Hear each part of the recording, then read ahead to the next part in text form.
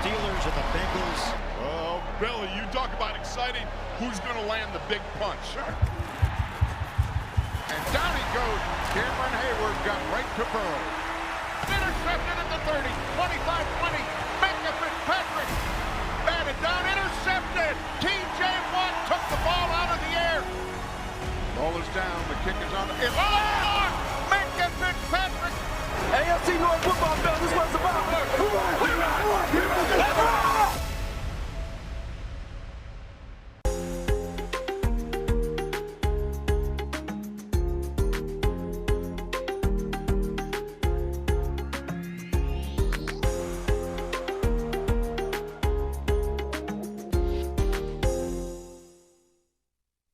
Having him back in the lineup, he brings so much energy, to our lineup. The first play of the game, he's back in there for a TFL, and so, his presence is definitely felt, and it was felt immediately in the Saints game. And so, I know teams, are preparing for that, and so it was just amazing having him back, because he's a guy who demands attention and stuff. Hi everybody, welcome to the Matchup Show presented by Unibet. I'm Missi Matthews. That was the Week 10 AFC Defensive Player of the Week. Alex Highsmith talking about the reigning Defensive Player of the Year, T.J. Watt, his return last Sunday. He'll be ready to go once again against the Bengals, a 4:25 kickoff. Let's break it down for you and welcome in our panelists. We have Dale Lolley of Steelers.com and Steelers Nation Radio, Craig Wolfley of the Steelers Radio Network, and also Matt Williamson of Steelers.com and SNR as well. And Dale, I don't think we can talk enough about T.J. Watt, the intangibles Coach Tomlin talked about on Tuesday, but who specifically do you think benefited the most from his return?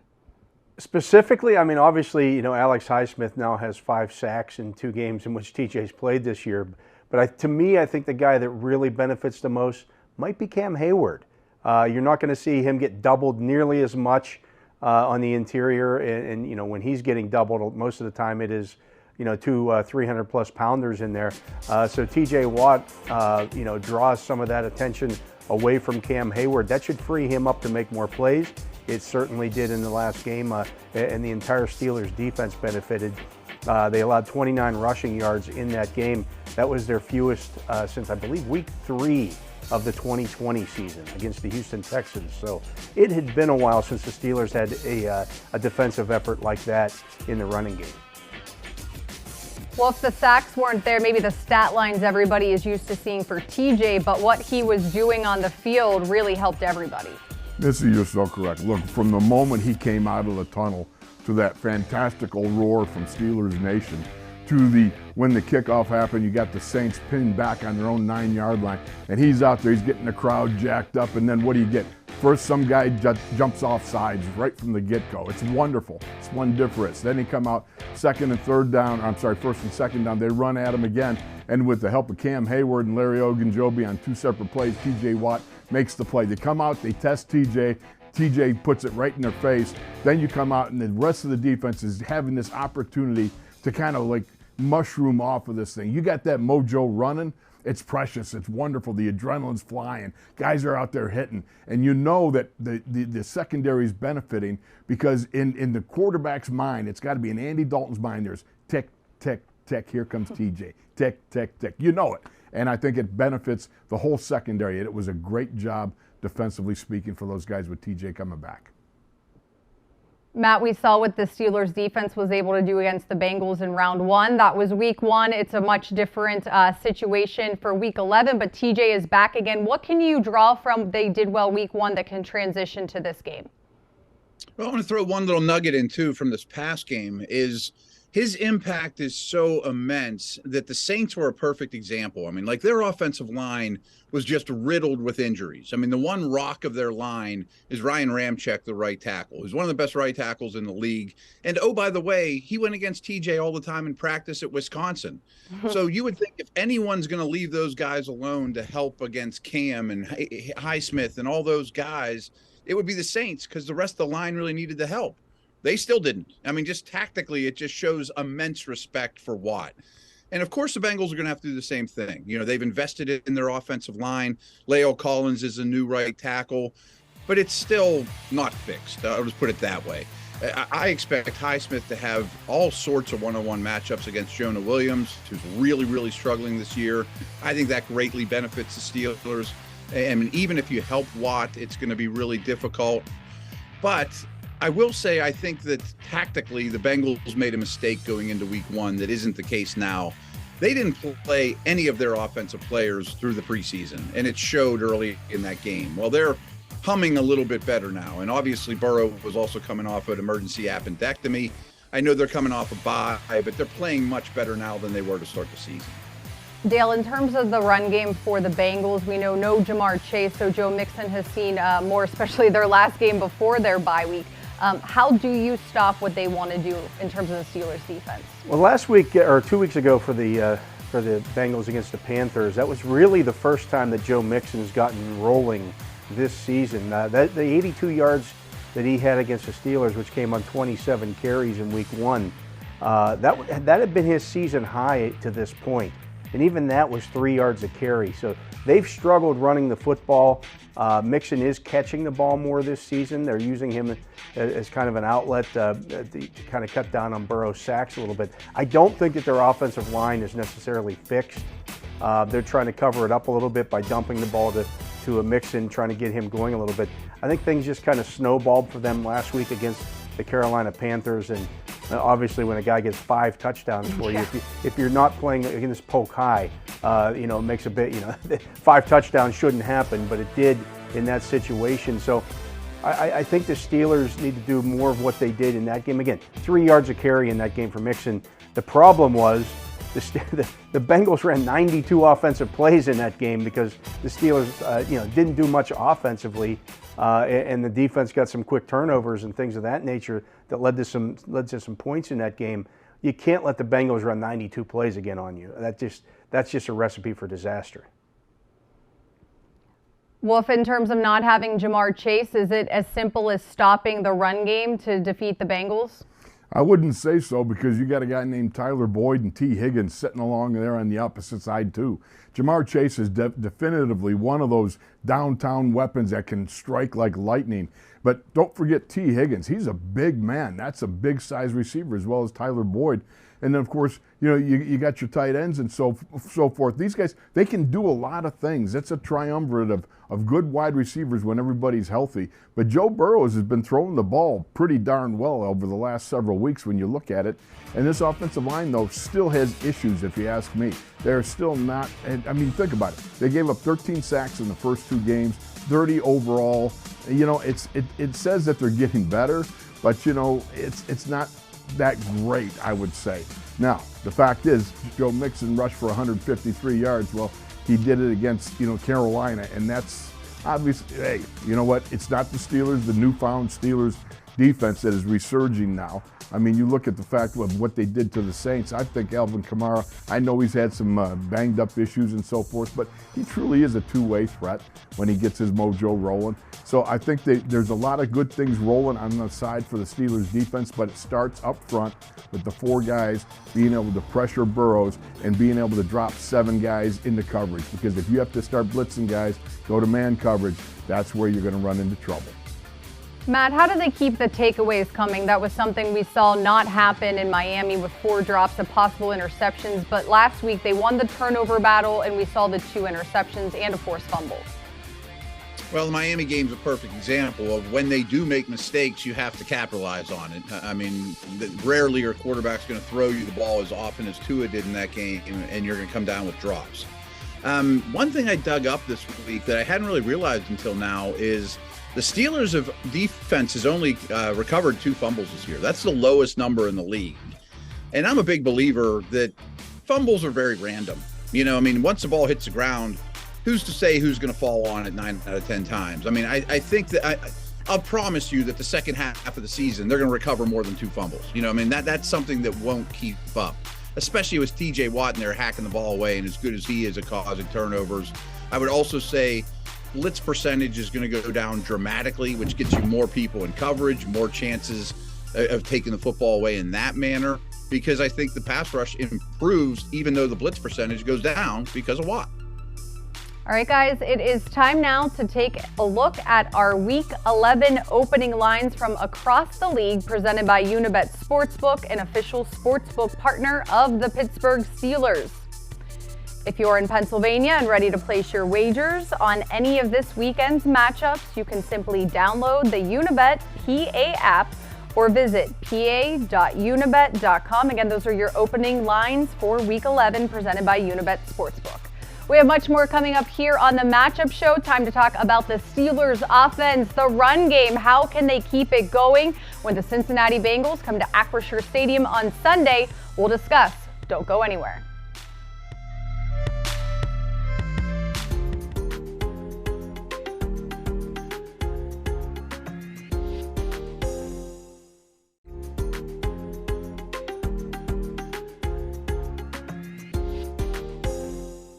Yeah, we're not where we need to be, and obviously there's less grass, right? So I mean it's tighter windows, the timing, everything's faster. I got to meet the guys, at certain spots, with the ball. They got to get there on time. So it's definitely the game changes when you get down there, right? The calls change, the system really changes. So there's things that we definitely need to get better at. I think we've definitely had improvements, but not where we need to be. Welcome back, everybody. Quarterback Kenny Pickett talking about cashing in when the Steelers are in the red zone. And Dale, it's something that has plagued them these last few weeks. They've worked on a lot of stuff during the bye week.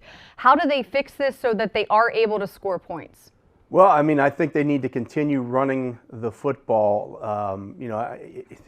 Power running is back in vogue in today's NFL, largely because so many teams are playing nickel. And so it's like 65% of the time defenses are in nickel across the league, so you combat that by running straight at those smaller defenders who are, everybody wanted to get quick, guys that can run sideline to sideline. Well, now they got to get punched in the mouth with these bigger running backs, and I believe the number is 5.3 yards per carry this season when teams run power stuff and traps and things of that nature and counters. Keep doing that. I don't care if it means putting Zach Gentry out there, putting Derek Watt out there at times, Miles Boykin, their biggest package out there, and just yelling across the line of scrimmage, hey, we're going to run the ball. Doesn't matter. If you can't physically stop it, that's even better. I know Wolf. That's Wolf's kind of football. I love that. There's no question. You're right on, Dale. I would also add just a couple of things. As the windows grow smaller, the real estate gets less. You've got to be more precise and dotting your I's, crossing your T's.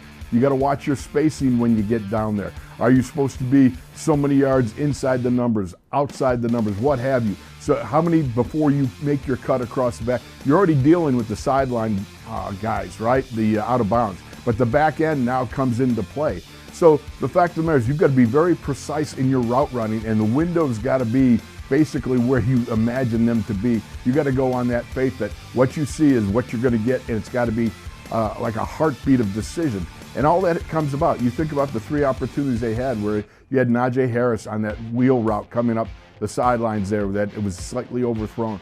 You had Freiermuth, and a back shoulder throw that was overthrown. DJ in the back corner of the end zone was overthrown. Those are just near misses. It's going to tighten up. It's going to get better. It's the cost of doing business with a young guy who's got a great upside, but he's still climbing.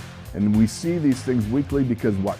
We were blessed with 18 years, almost 2 decades of Hall of Fame quarterbacking. We're going to get good quarterbacking back. He's going to be rising and doing a lot of things, but it's going to take some time to be able to operate in those small windows. Matt, does Najee need 20 or more carries for this run game to be successful? And what did you think of how him and Jaylen Warren worked last week against the Saints? I think they're tremendous complements for one another. They have very different running style, very different body types. Dale mentioned it, the running is really becoming more and more in vogue.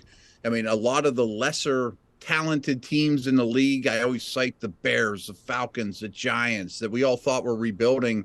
They're 3 of the 4 run heaviest teams in the league, and they're collectively around 500. The Giants only lost 2 games or 1 game or whatever it is, 2 games, because they're running the ball with great volume. And the Steelers took that approach. The Bengals took that approach in their last game. And, even Green Bay and Tampa Bay are doing it. Brady and Rodgers are saying, just hand it off, keep handing it off. So I think the combination of the two with great volume is really hard to play against. My concern with this matchup, though, was DJ Reader's back. It sounds like he's back. Right. He is a tremendous force in the middle of the line, and their numbers with and without him in the lineup are night and day, and obviously in a positive manner for them when he's in the lineup. So getting maybe 2 bodies on him is going to be crucial, but I do think running the football, taking things off Pickett's plate is a top priority. Dale, according to NFL research, since 2018, the Bengals are 1-6 versus a rookie quarterback. Is there anything tangible to that, and how can the Steelers take advantage of that? Tangible to it, I would need to know who the rookie quarterbacks happened to be. I'm sure one was Lamar, guys of that nature. So, I do think that, things that happened years and years ago maybe don't play into this, this current season. But obviously when you're 1-6 in those kind of situations, it shows that, maybe your defensive staff didn't prepare quite as well as you could have, to take advantage of a young quarterback. Maybe you just go out there and you say, we do what we do, and don't try to mix anything up, really to try to confuse the young guy. But you just never know in terms of those kind of things, because I think those are all standalone situations. But yeah, I didn't know that one. That was a little stunning. Well, if Kenny Pickett is 2-0 when he doesn't turn the ball over, what's the key for a rookie to play mistake-free football, especially when things are a little faster than what he's used to? Wow, it's tough because Kenny's got to have the reads. He's got to know everybody's routes. He's got to know all the things that you got to have. See, I was just an offensive lineman. My whole fight was right there in front of me. It's a phone booth. It's close quarter combat. It's so much easier. It's you and him. That's it, basically. Maybe a looping fat guy on an occasional twist stunt, right? But the fact is, for Kenny, it's about playing mistake-free, and that's trusting your eyes. You've got to trust your eyes, make your reads, and then go where it tells you to go. You can't force the ball to anybody. And if anything that Kenny learned off the last week against the Saints was, he was very appropriate in his dropping the ball out of bounds. When he's running along and he sees, okay, this is not going to end well, drop it off. And the other thing was his ability to be mobile and use his legs to get him out of some hot spots. And he took Mike Tomlin's advice very well. As he told him a couple of weeks ago, I heard him out of the practice field. He said, Kenny, just remember, in college, they'll hit you. In the pros, they'll put you to sleep. He got down. All right, it's time for our Yinz Chat predictive question for today. I did not make this one up. Over under 55.5 rushing yards for Najee Harris. You can answer by downloading the Steelers mobile app to play Yinz Chat and win prizes. Questions are updated daily. Matt, we'll start with you on this one. Over or under? I'm going to go under. Again, I think the reader factor is huge. I think Warren's going to get more than his share of carries. There's always a receiver carry or 2 or 3 in a Steeler game. Pickett now, it could be a 6, 7, 8 type of carry guy as well. Just doesn't leave a ton for Najee.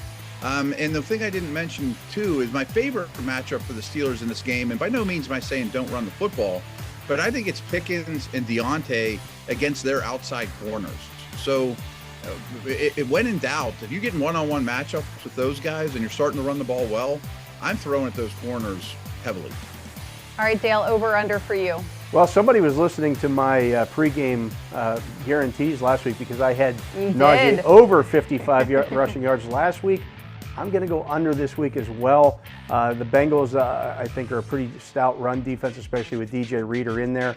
And I just think that, to Matt's point, I don't know that Najee's going to get 20 carries in this game. He should, but you have to remember as well that he broke off a 36-yard run last week. To expect that week after week after week, I don't know about that. The Bengals did a nice job on him in week 1.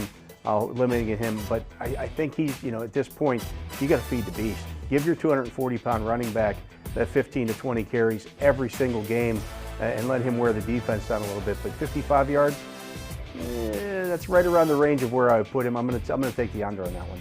Okay, Wolf, are you going against the grain, or are you sticking with Dale and Matt? Oh, I'm going to go against the grain. I got to go with Najee. Look, the young man's just getting his mojo running downhill. You've got an offensive line who has made some big improvements in their run blocking. Now, can be able to carry this forward? I believe so.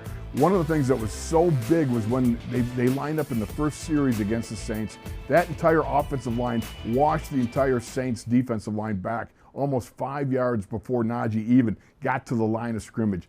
That says to me we've got that sort of mojo running downhill in a way that I think is going to be very productive.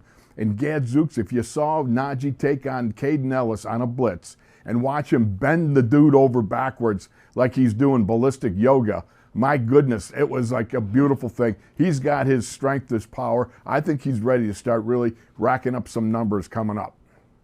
All right, well, Joe Burrow is 2-7 when sacked 4 or more times in a game. So our last over-under for you, Matt, you can go first. Over-under 3.5 sacks for the Steelers defense on Sunday.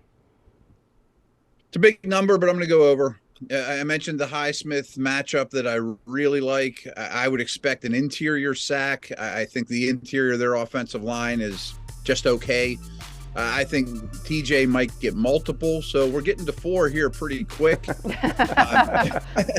And my last note is Burrow is very good this year about getting the ball out of his hands quickly, but he still has a penchant for, I'm going to hold it on certain plays and take a big shot or a sack in order to make a play. So sometimes sacks are quarterback stats as well, and he's traditionally taken a lot of sacks.